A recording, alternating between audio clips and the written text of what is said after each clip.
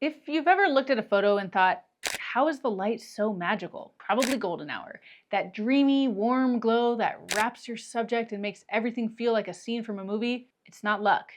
It's golden hour. And today I'm going to show you how to shoot it like a pro. Golden hour isn't just great light. It's a reminder that beauty is fleeting. That the best moments often come when we slow down and pay attention. That's what photography and life is really about. Sometimes the best thing we can do as photographers is show up at the right time, wait for the perfect moment, and be ready to receive the light. In this video, we'll cover what makes golden hour light so special, some tips for finding and using it, camera settings and lens choices, and how to get consistently great results even when the conditions change. I'm Brenda Bergreen, and I'm here to give you practical photography tips to help you learn, create, and elevate. Hit subscribe if you want to push your photography further, and check out the gear we use in the description to support the channel while upgrading your kit. First up, why golden hour is so powerful. Golden hour is that short window after sunrise or before sunset where the light is low in the sky, when the sun is low in the sky. What makes it magical? The light is softer, less harsh contrast than midday sun. The color is warmer. Think gold, amber, even pink tones. The angle is lower, casting long shadows and beautiful backlight. It's not just about aesthetics, it's about emotion. Golden hour evokes calm, warmth, connection, nostalgia. That's why wedding photographers, portrait photographers, and adventure storytellers like me chase it. So, how to find and use golden hour light? First, you have to know the timing. You can use apps like Photographer's Ephemeris, PhotoPills, SunCalc, or just your weather app to check the golden hour for your location. The window can be as short as 30 to 40 minutes depending on the season and your location. So scout your spot. Know where the sun will rise or set relative to your scene. Are you going to be facing towards the sun or using it as a backlight? Is there anything on the horizon that will block it early? And use the light creatively. Backlight. Put the sun behind your subject for a glowing rim of light. Sidelight, get that directional drama with shadows and depth. Front light, use direct light to make colors pop, but be careful of squinty faces. Shoot through something. Golden hour is great for shooting through grass, branches, tents, dust, or fog. The warm light will catch and glow through those layers. Move around constantly because the light changes by the second, literally. Your scene will look completely different just by shifting a few steps. Let's talk about some camera settings and lens tips.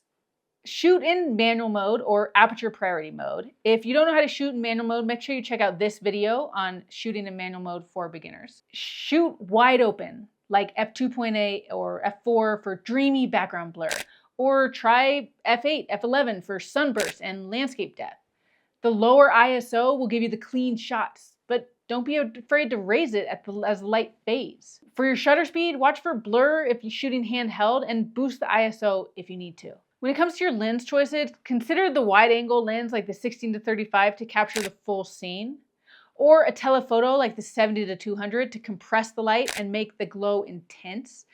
Learn the different sun flares of your favorite lenses so that you can see which ones work best for golden hour. You'll use prime lenses for sharpness and creamy backgrounds, and use a lens hood or use your hand to control the flare. Or you can embrace the flare for a more artistic vibe. Links to our favorite lenses are in the description below, and be sure to download our free money and gear guide as well. Let's talk about style and consistency tips. Expose for the highlights if you want to retain the glow without blowing it out. Shoot in RAW so that you can tweak warmth and recover the detail later. Add movement. Wind in the hair, walking feet, flying dust, or fabric makes golden hour come alive. And stay until the end. Sometimes the best light is actually after the sun dips, when the sky glows pink or purple. Golden hour isn't just a time of day, it's a feeling. And once you learn how to shoot in it, your photos will never look the same again. Use the warmth, the softness, and the emotion to tell stories that shine. Golden hour teaches patience. You can't rush it. You have to show up, wait, and trust the light will come. That's true for photography and for the rest of life too. Where in your life do you need to wait for the light rather than forcing the shot? Let me know what questions you have, and be sure to stay tuned and subscribe because I have a feeling I'll be talking about how to shoot photos when the light sucks next. After all, there are 22 other hours of the day we have to shoot in. One thing that I've always noticed is whenever Mark and I are anywhere absolutely beautiful. Dinner time and golden hour often ends up being around the same time, and everybody else will leave to go get dinner or do whatever it is that they're doing. And when they leave, they really miss out on something magical. So pack a snack, wake up early, find the beautiful light.